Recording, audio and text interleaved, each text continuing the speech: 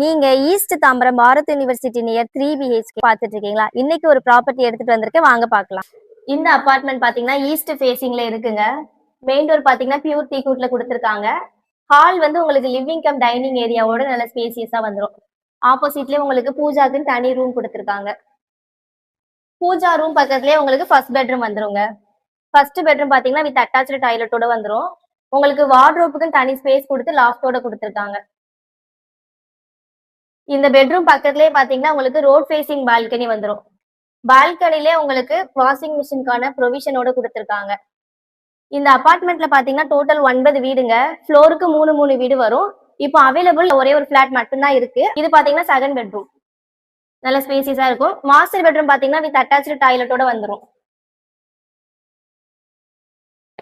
பக்கத்துலயே உங்களுக்கு common rest room வந்துடும். இது டைனிங்காக ஒரு வாஷ் பேஷன் ஏரியா.